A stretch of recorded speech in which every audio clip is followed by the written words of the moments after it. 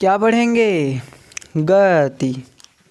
देखिए इसमें हम लोग पूरा पूरा थ्योरी कवर करने की कोशिश करेंगे। तो देखिए बाबू, गति क्या होती है? गति, गति यानी मोशन। मोशन क्या है? गति क्या है? जब भी कोई वस्तु अपने समय के साथ अपनी स्थिति में परिवर्तन करता है उसे हम क्या बोलते हैं? गति करते हैं। जैसे अभी मैं इधर से जब उधर गया, अपनी स्थिति को परिवर्तन किया। अब मुझे यहाँ से वहाँ जाने में कुछ समय लगा, कुछ क्षण लगा, कुछ पल लगा, कुछ सेकंड लगा। भैया मैंने अपने समय के साथ अपनी स्थिति को परिवर्तन किया। भैया बिना समय के हम परिवर्तन नहीं कर सकते अपनी स्थिति को, क्योंकि मुझे एक स्थान से दूसरे स्थान तक जाने में कुछ ना कुछ तो समय लगेगा ही लगेगा। तो जब भी कोई वस्तु समय के साथ अपनी स्थिति में परिवर्तन करता है तो वो गति कहलाता है। ठीक, अगर कोई वस्तु समय के साथ अपनी स्थिति में परिवर्तन करता है तो भैया उसे हम बोलते हैं स्टेट ऑफ मोशन। क्या बोलते हैं? State of motion. कि भैया हमारी जो वस्तु है वह गति की अवस्था में, किसकी अवस्था में है? गति की अवस्था में, गति की अवस्था। अगर कोई वस्तु गति की अवस्था में नहीं है यानी स्टेट ऑफ मोशन में नहीं है, अगर कोई वस्तु समय के साथ अपनी स्थिति में परिवर्तन नहीं करता तो वह स्टेट ऑफ रेस्ट यानी विरामावस्था में है। किस में है? विरामा, मतलब विराम अवस्था में, या स्थिर है। बात समझ में आया? अभी मैं इसे खड़ा हो गया, इसका मतलब मैं स्थिर हूँ यहाँ पे। ठीक है, मैं गति नहीं कर रहा हूँ। एक स्थान पे कोई चीज़ ऐसे खड़ा हो गया, वो स्थिर हो गया। आगे चल समझते हैं कि रिलेटिविटी ऑफ मोशन क्या होता है। ठीक, रिलेटिविटी ऑफ मोशन यानी गति की सापेक्षता। यदि कोई वस्तु गतिमान या स्थिर है ना, यदि कोई वस्तु गतिमान या स्थिर दिखाई देता है तो वह देखने वाले की अपनी स्थिति पर निर्भर करता है।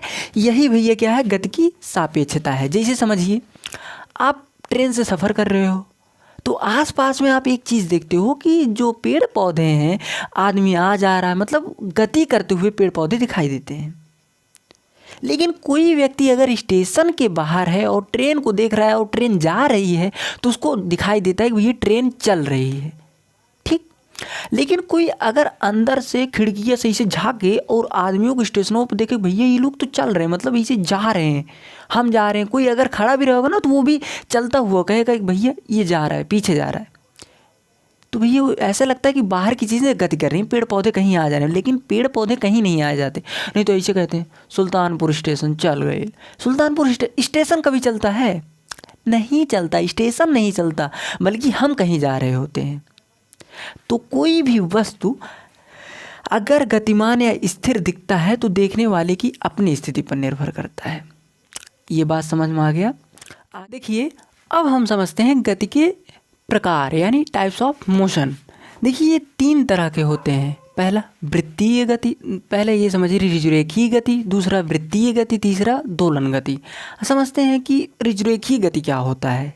ठीक है, ऋजुरेखीय गति वह गति होता है जिसमें कोई भी वस्तु सीधा मार्ग पर गति करता है, यानी एक सीधे मार्ग पर गति करता है वस्तु। जैसे कोनो भी वस्तु आसमान से मतलब ऊपर से नीचे गिरना, वो एक किसका उदाहरण है?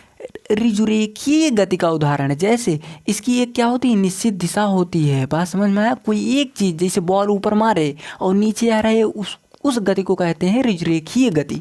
दूसरा वृत्तीय गति, इसमें क्या होता है? कोई भी वस्तु वृत्त के बने परिधि से बने मार्ग पर गति करता है, मतलब वृत्त द्वारा जो भी परिधि बनता है उस पर वो गति क्या जो वस्तु होता है उस पर गति करता है। समझिए में आया? जैसे एग्जाम्पल इसका सबसे खतरनाक हो गया एग्जाम्पल कि घड़ी की सुई का नोक भैया घूमता रहता है, जो वृत्ति में होता है। ये नहीं चौकुन्नों वाला ले लेना, नहीं, जो गोला रहता है उसमें घूमता रहता है। या कोई पहिया ले लो, पहिया पे कोई उपस्थित एक बिंदु ले लो, या पंखा ले लो, पंखा भी भैया गोल गोल घूमता है जब चलने लगता है। ठीक है, समझ में आया? परिधि से बने वृत्तीय गति। अब दोलन गति में क्या होता है? देखिए इसमें कोई वस्तु एक निश्चित बिंदु के मतलब आसपास बारंबार गति करता रहता है, उसे हम दोलन गति कहते हैं। जैसे घड़ी की पेंडुलम ना, तो बार बार अपने मार्ग पर बार बार एक तरफ से ऐसे पेंडुलम ऐसे नीचे लटकाया गया रहता है, तो वो एक ये हो गया। और भी होते हैं, झूले इसको उदाहरण हो गया। तो समझ में आया गति के कितने प्रकार? 3 प्रकार, ऋजुरेखीय, वृत्तीय और अदिश एवं सदिश राशियां क्या होती हैं ये समझते हैं। ठीक है, स्केलर एंड वेक्टर क्वांटिटीज। ठीक, अदिश एवं सदिश। अदिश क्या है? जिसमें हमको सिर्फ परिमाण बताना पड़ता है, वो भौतिक राशियां जिसमें हमें सिर्फ परिमाण बताना होता है, उसे हम क्या बोलते हैं? अदिश राशि। यानी इसमें दिशा को बताने की कोई ज़रूरत नहीं होती है। लेकिन अब परिमाण क्या है वो भी समझते हैं, यानी मैग्नीट्यूड। देखिए परिमाण क्या होता है? परिमाण को समझने के लिए हमको 2 चीज़ और पहले समझ में आना चाहिए कि संख्यात्मक मान और यूनिट। देखिए परिमाण को समझने के लिए संख्यात्मक मान यानी न्यूमेरिकल वैल्यू और मात्रक यानी यूनिट। देखिए आप कभी भी सब्जी वाले से कहते हैं कि 2 लीटर सब्जी दे दो, ऐसा नहीं कहोगे क्योंकि दिक्कत हो जाएगी, क्योंकि इकाई चेंज हो जाएगी। यूनिट भैया सबका फिक्स होता है।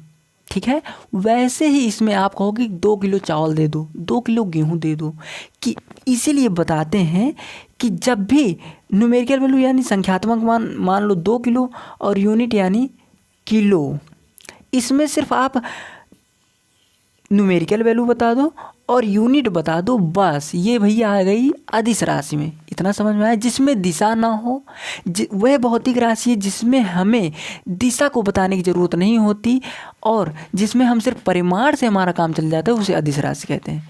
सदिश में क्या होता है? क्योंकि इसमें परिमाण के साथ साथ आपको दिशा भी बताना पड़ता है। जैसे कह देंगे 2 किलोमीटर पूरब जाइए, 2 किलोमीटर भैया, किलोमीटर तो एक मात्रक हो गया, लेकिन पूरब बोल दिया, पूरब यानी एक दिशा हो गई। ठीक है, तो जिसमें दिशा भी हमको बताया जाए वो भैया होता है सदिश राशि। सदिश यानी दिशा भी हो, अदिश मतलब दिशा भी ना हो। अब कैसे समझे कि कौन सदिश है कौन सा अदिश है? देखिए अगर पढ़ाने में कन्फ्यूजन रह जाता है ना, तो पढ़ाना ठीक नहीं है। मतलब कि कन्फ्यूजन ना रहे सदिश और अदिश में। कन्फ्यूजन हो जाएगा कि एग्ज़ाम में रहेंगे, अरे कि वेग सदिश है कि अदिश है। तो उसके लिए मैं एक ट्रिक लाया हूँ। सदिश और अदिश को समझने के लिए ये ट्रिक याद कर लेना कि चाँद सदा ताऊ वेशम के घर आवत। सदिश और अदिश में कभी भी कन्फ्यूजन नहीं होगा। ताऊ के पहले जो भी हो वो होंगे अदिश राशि। क्या होगा? अदिश राशि। ताऊ के बाद जो भी आएगा वो होगा सदिश राशि। देखिए चा से चाल, दा से दूरी, सा से समय, दा से दाब और ता से ताप, ऊ से ऊर्जा।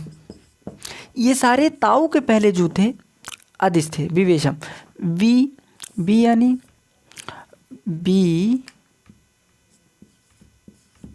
स्थापन। क्या होगा? विस्थापन। विवेशम, वेशम वेग, संवेग। के घर आप मत लीजिएगा, आ से आवेग, बा से बल, ता से त्वरण।